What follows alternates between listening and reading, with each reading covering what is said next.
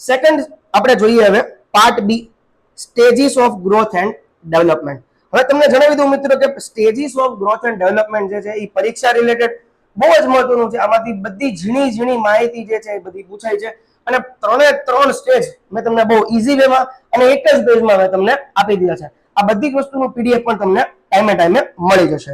હવે total phase કયો કે સ્ટેજ કયો એ કેટલા, તો કે પેરીનેટલ છે, પ્રીનેટલ છે, પેરીનેટલ છે, પોસ્ટનેટલ છે. ટોટલ 3 જ છે, પ્રીનેટલ, પેરીનેટલ, પોસ્ટનેટલ.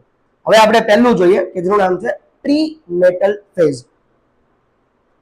સૌથી પહેલા તો એમાં શું હોય પ્રીનેટલમાં, તો કે ભાઈ ઓવમ ને ગેમેટ.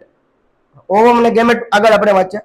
ઓવ્યુલેશનના 6 થી 8 દિવસ બાદનો સમય, એટલે કે ઓવ્યુલેશન થી ફર્ટિલાઇઝેશનનો સમય થાય એટલે કે ત્યારે કે ઓવમ અને ગેમેટ જે છે એ થાય છે.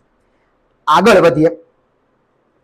ઓવમ અને ગેમેટ પછીનો સમય કયો આવે, તો કે ભાઈ ઝાયગોટનો સમય આવે. ઝાયગોટનો સમય કેટલો છે બનવાનો, તો કે 0 થી 14 દિવસ ઝાયગોટ રહે. સૌથી પહેલા ઓવમ અને ગેમેટ, એની પછી જે ઝાયગોટનો દિવસ આવે 0 થી 14 દિવસ.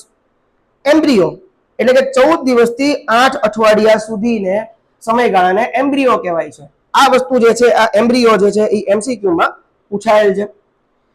ફિટસ કોને કહેવાય, તો કે 9 અઠવાડિયાથી બાળકના જન્મ સુધીનો સમય એટલે કે ફિટસનો સમયગાળો છે. હવે આપણે આગળ જોઈએ કે ભાઈ પેરીનેટલ સ્ટેજ એટલે કયો સ્ટેજ.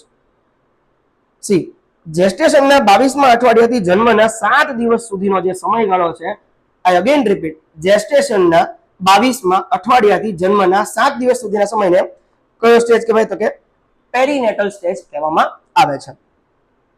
આગળ વધીએ. Postnatal stage. કયો સ્ટેજ છે, પોસ્ટનેટલ સ્ટેજ.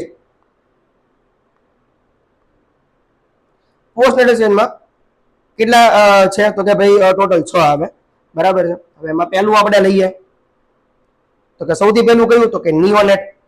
નિયોનેટમાં કેટલા દિવસ આવે, તો કે જન્મથી લઈને એટલે કે 0 દિવસથી લઈને 28 દિવસ સુધીનાને નિયોનેટ કહેવાય.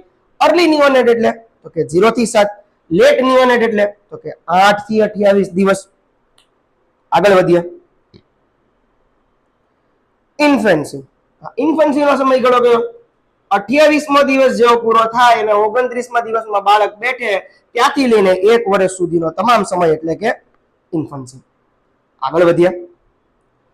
ટોડલર. સી, સાંભળજો, 1 વર્ષ સુધીના ઇન્ફન્ટ કહેવાય, ઇન્ફન્સી કહેવાય, બરાબર છે. અને ટોડલર 366મો દિવસથી લઈને આ 3 વર્ષ સુધીના સમયને ટોડલર માનશું આપણે, માનવો જ પડશે, યુનિવર્સલ છે, એમાં કોઈ છૂટકો નથી.